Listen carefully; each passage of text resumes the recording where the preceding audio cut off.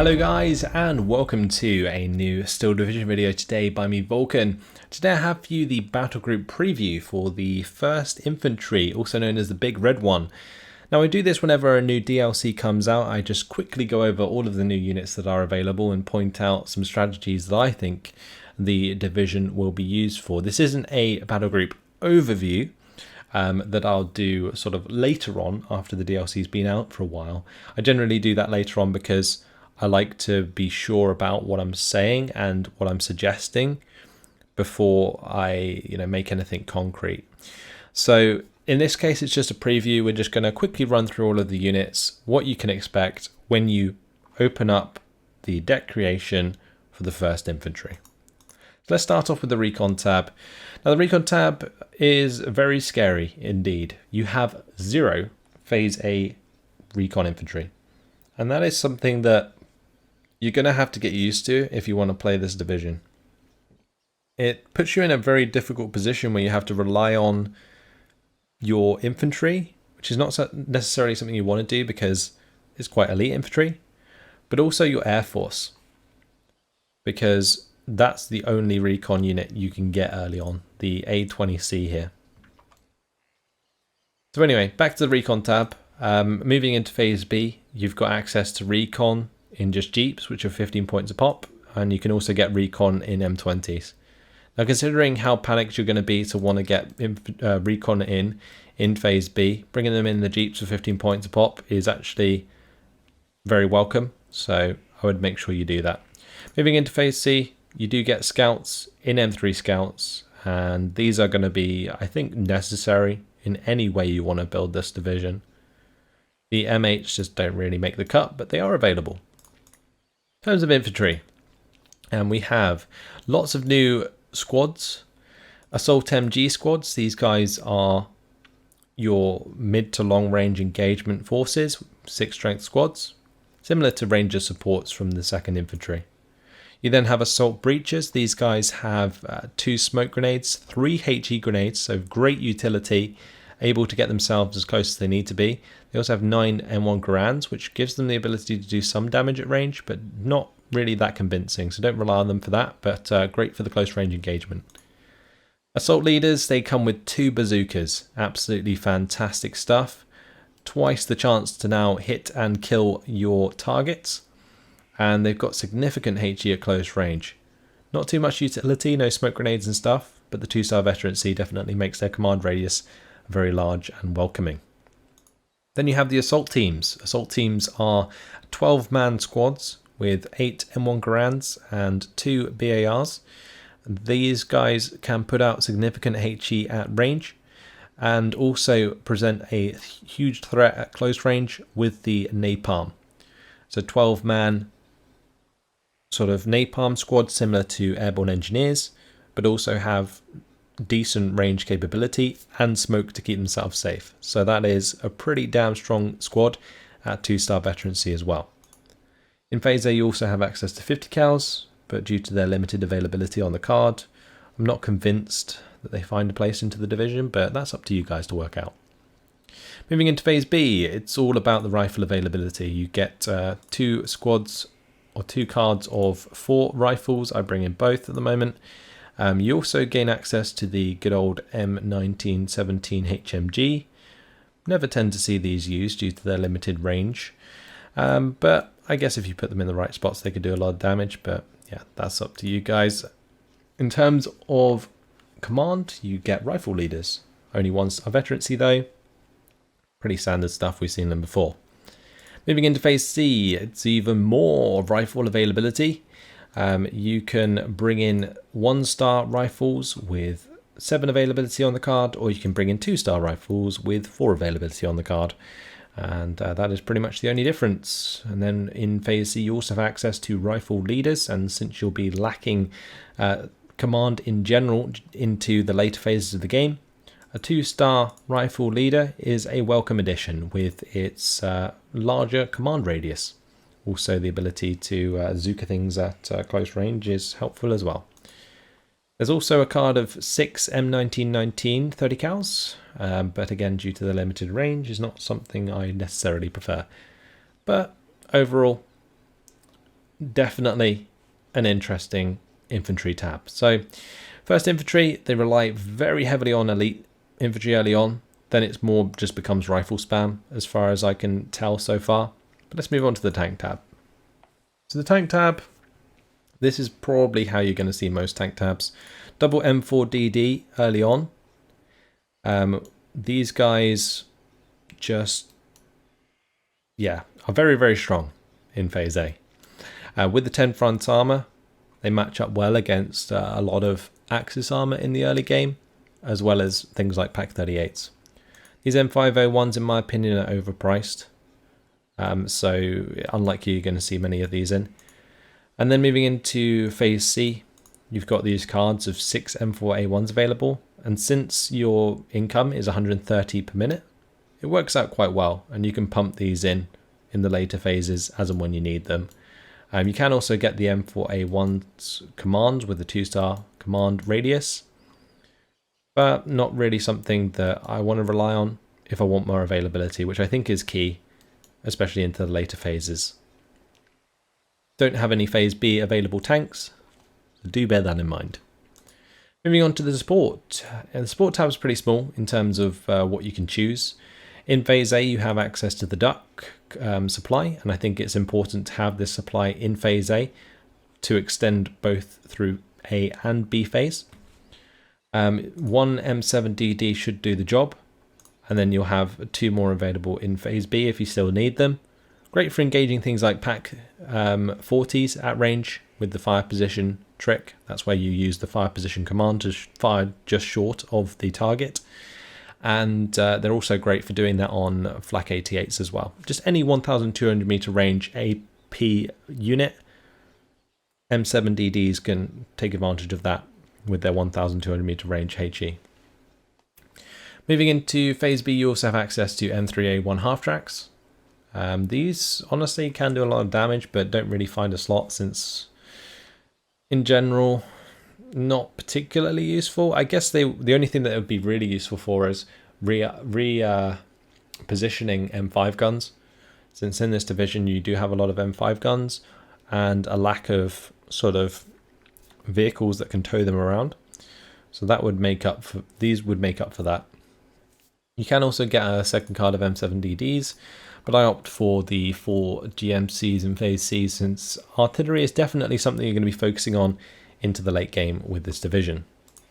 Moving into the anti-tank tab, assault bazookas are available. These are 2-star units with 2 bazookas, but one thing that kind of makes them suffer is the fact they are only good stealth instead of very good stealth, which is unfortunate, otherwise they would be probably used quite a lot. Instead, I opt for 2 M1 guns. You can get 1 on each card for Phase A, and they just allow you to solidify your position early on. And then moving into Phase B and C, just take all the M5 guns you can get. They outmatch the M1 guns in so many ways. They have HE, they have more AP, they have more range. So regardless of the veterancy that is offered, I think that bringing all the M5 guns is well worth it. So something that I would recommend. You can also get bazookas moving into Phase C with the 2-star veterancy and the very good stealth. But by then, it's pretty hard to get them into position, and you are kind of paying quite a lot for this extra Jeep as well. So not ideal. Either way, let's move on to the anti-air tab. Now the anti-air tab is pretty standard for an American anti-air tab. You have access to BOFAs, CGMCs, MGMCs. But the beauty of the 1st Infantry is you have access to both on one card. So in this case, in Phase A, you can get the M16 MGMCs and the M15 CGMCs towing the BOFAs into battle at 140 and 170 points. And it just gives you that nice amount of availability for a little bit of a cheaper cost as well. You can see the CGMC in this case is only 90 points, where normally they are 100 points. So that is giving you a little bit of a discount for bringing in these combinations, and will therefore pretty much always provide you with enough AA as needed. Moving into Phase C, if some of your AAs has been picked off by artillery or other units, these CGMCs are a welcome addition and something I would recommend. Moving into the artillery tab, you have access to 2-star 81mm mortars in Phase A.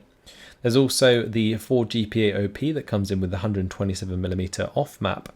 And this is a rocket strike that fires all at once, lands on its target all at once, and can do quite a lot of damage with its HE, but, well, not really damage, I guess. It can stun a little bit, but it's not very effective. So would recommend to maybe play around with them if you want to see what they do. But in terms of competitiveness, I don't think these are going to be used too much. You also gain access to M2A1 howitzers in Phase A, and this is pretty strong considering they are a 2,400 meter range unit, similar to like a 25 pounder, I guess, in Phase A. But that 15 HE and the 1-star veterancy, beautiful combination for early in the game. Moving into Phase B, you get access to 107mm mortars, you get access to M2A1 howitzers, but in my opinion, the M7 HMCs are the go-to since they are armoured. They don't get counter-batteried as easily, they don't get killed as easily, so you're just kind of sacrificing the 1-star veterancy to get a lot of survivability, and I think that's worth it. The other thing that you can get in Phase B is the 356mm off-map, and I think this is very useful for just punching through enemy defences or killing significant units like Flak 88s and stuff. So that's made its way into my division, although I don't think I've used it yet. Moving into Phase C, M2A1 howitzers with 2-star veterancy, just waiting to be made into 3-star veterancy with the accompaniment of some command.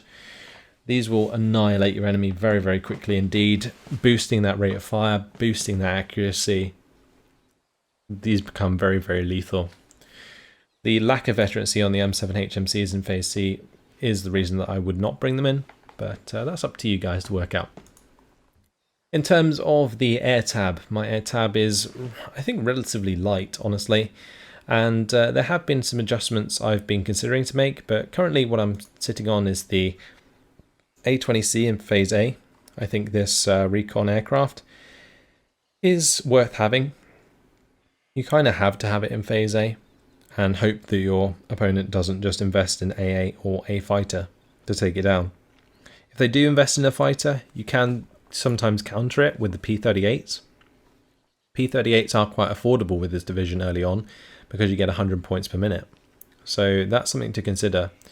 And that's why I also bring in the P38 Lightning with the rockets, so that I can have 3 P38s in Phase A to cover my recon aircraft. So if my opponent doesn't invest in AA, then I'm going to be running all over them with these aircraft. And that is something that you can definitely take advantage of with this division.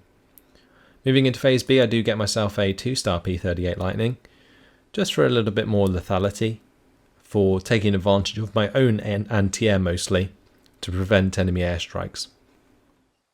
You can get access to P38 Lightning bombers in Phase B, 15 HE, not bad. You can also get P38 Lightnings with 14 rockets at 15 HE, also not too bad. But one thing I will say about P38s in general, due to their bad resilience, they are likely to be shot down quite easily. And that is something you're going to have to be cautious of if your enemy invests in a lot of AA. Like, AA will kill these things. And a short burst from a plane will do so also. And that's something you want to try and avoid. So moving into the later phases, P38s become less and less useful unless you already control the skies. But again, it's not something you really want to invest into, since in Phase B, you don't really have the points to support it in comparison to what your opponents will probably be doing on the ground. So be careful with your P38 play, guys. It can definitely catch you out.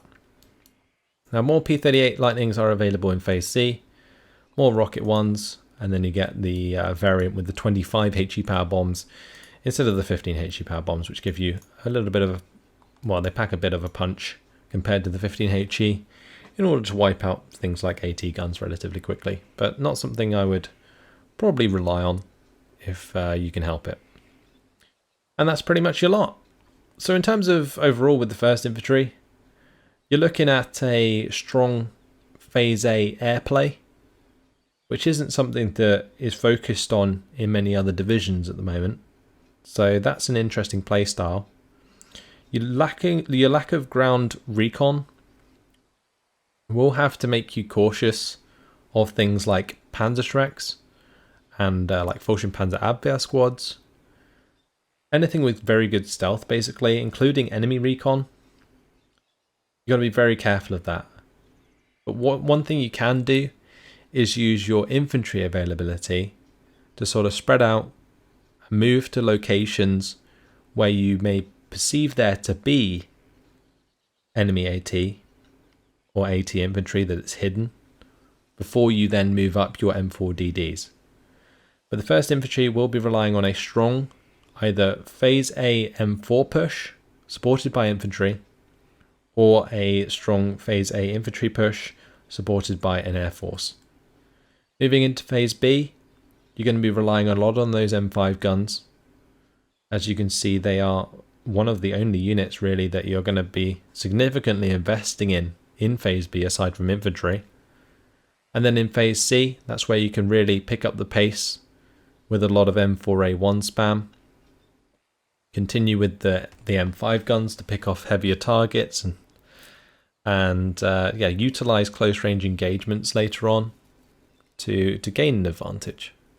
And if you want to kind of make sure that you're going to win any engagements you take, rely on your artillery.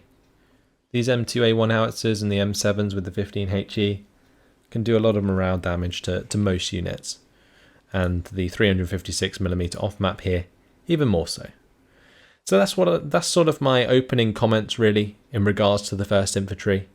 Once again, this is just a quick preview of the division and what to expect when you jump into the game to try it out for yourself. So that's where I'm going to leave it. Let me know your guys' thoughts on the division, whether you think it's strong, whether or not you think it's weak. Put your discussion in the comments. I do like to hear what you guys think of the new divisions. But yeah, that's all for now.